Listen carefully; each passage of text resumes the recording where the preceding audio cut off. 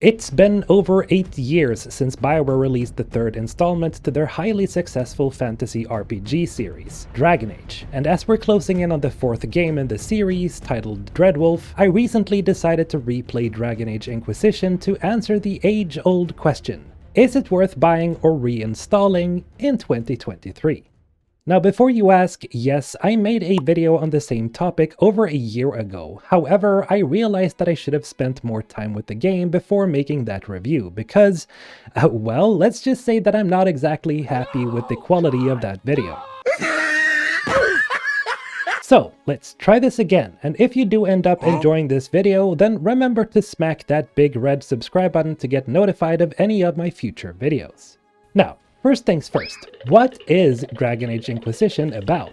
Well, to keep it simple, you play as an individual who comes to be known as the Inquisitor, and you're cursed or blessed, depending on how you look at it, with a mysterious green glowing mark referred to only as the Anchor. And it's your job to close the many demon-spawning rifts that have started appearing throughout the continent of Thedas.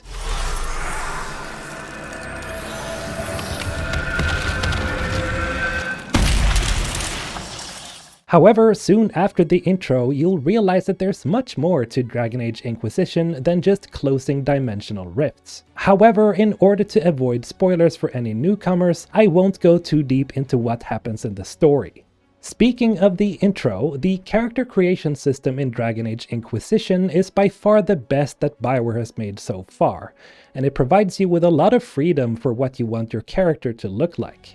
Sure, the hairstyles aren't anything to gawk at, but in general, the ability to mold your character's facial traits a la Fallout style makes it that much easier to make a somewhat attractive looking Inquisitor. And I can only hope that the next Dragon Age game, Dreadwolf, improves upon this.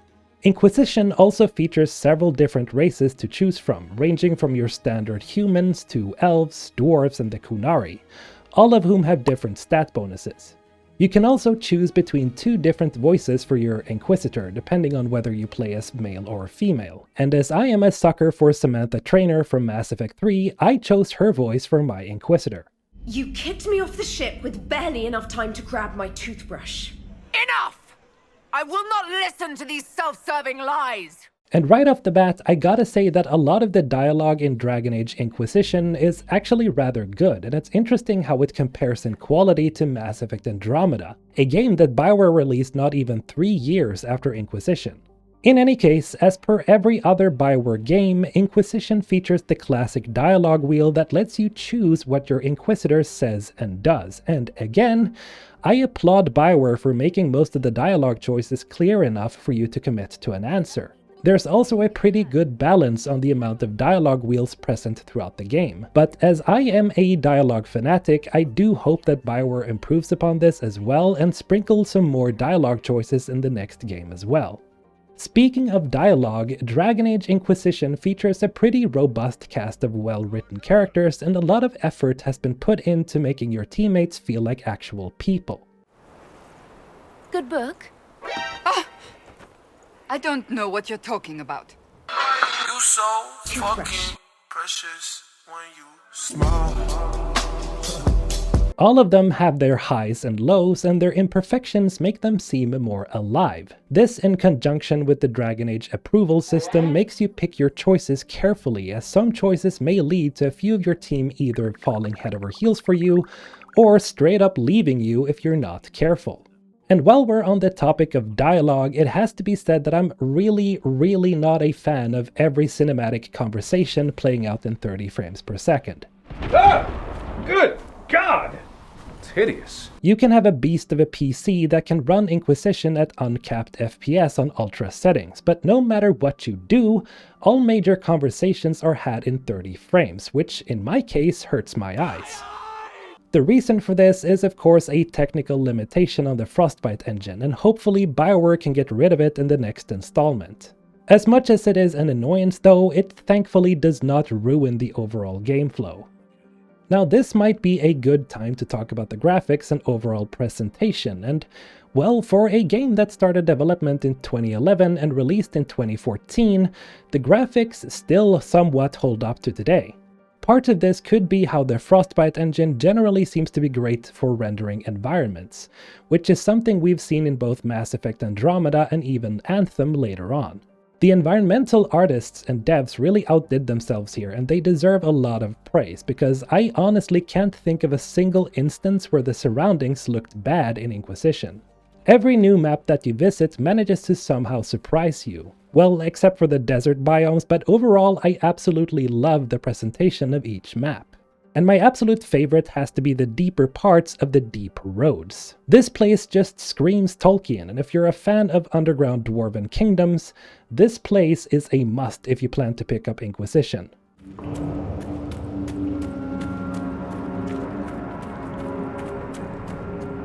When it comes to graphics, I'd say that the only criticism that I have of this 8-year-old game is that a lot of animations are pretty janky, even for a game that came out in 2014. And if you're an older BioWare fan, then, well, of course this is nothing new, as BioWare has reused a lot of their older animation assets in most games they've made, so you might not be bothered by it like me. But if you're a newcomer to Dragon Age Inquisition, I can understand why this could be off-putting. Thankfully, Inquisition's roster of characters mostly have appropriate facial animations, and as far as I know, none of the NPCs suffer from the Andromeda Tyrant Face syndrome. Well, except maybe for some of the more unimportant NPCs. Now that we've talked about some of the general aspects of the game, let's get into some gameplay. Dragon Age Inquisition provides you with an array of activities to take part in. As I mentioned earlier, the many maps aren't just beautiful to look at, but they hide many secrets as well. You can expect to find a lot of gear, trinkets, weapons and armor schematics, and lots of other curiosities by exploring the different maps. Some of the coolest side activities in the game are definitely the dragon encounters, and if you're looking for a challenge that's also incredibly rewarding, these are a must. Look at that! That is magnificent!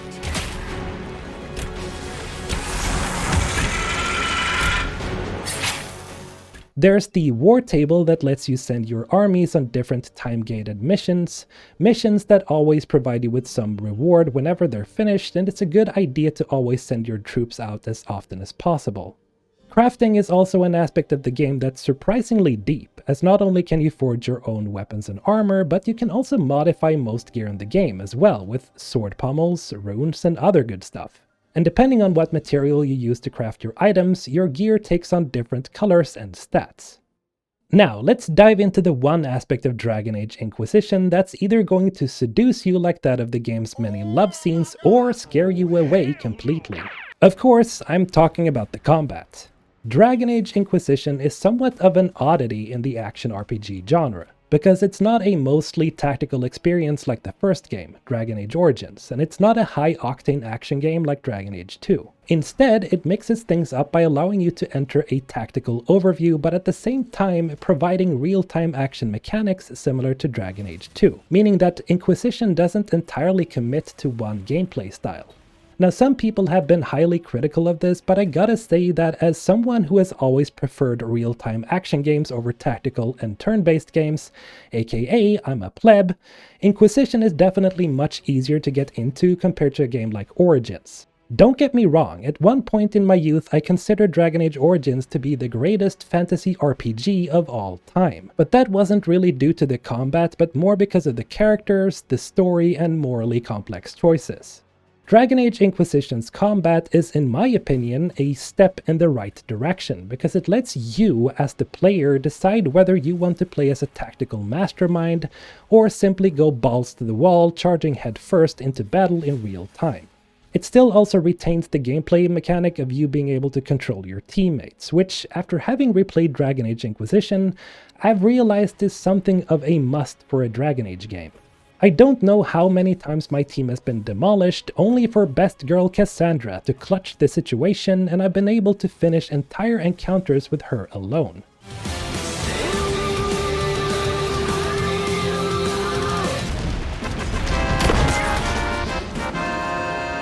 How you choose to fight your enemies is also highly dependent on what class you choose. For example, playing as a warrior provides you with the ability to play with either sword and shield, or equipping a big two-hander to smash your enemies into oblivion. By playing as a mage, you can elect to either support your team with barriers and buffs, or you can choose to make your Inquisitor into a glass cannon that destroys enemies from a distance. However, as a newcomer, I'd highly recommend playing as a rogue. Not only can you pick off enemies one by one with a bow, but if you feel like getting up close and personal, you can always switch to daggers and make your Inquisitor into a silent assassin.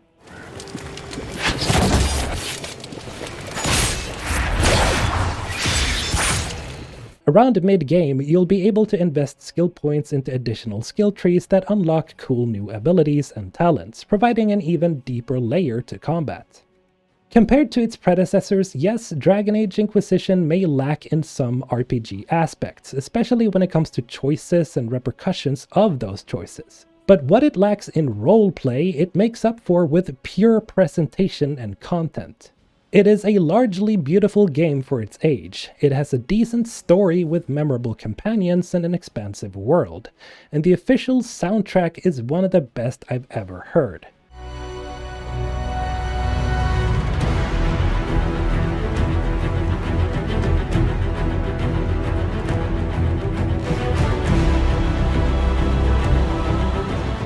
Its gameplay and combat may stumble a little at times, but once you truly get into the flow of it, it's really difficult to stop playing because there is just so much to see and do.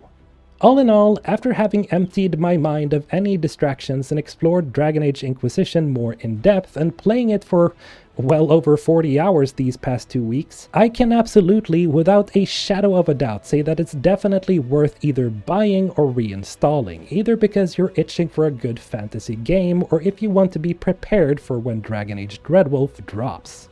Thank you to all my Ensven squad members for supporting the channel, and thank you for watching, and have a nice day. Mr. Olton, signing out.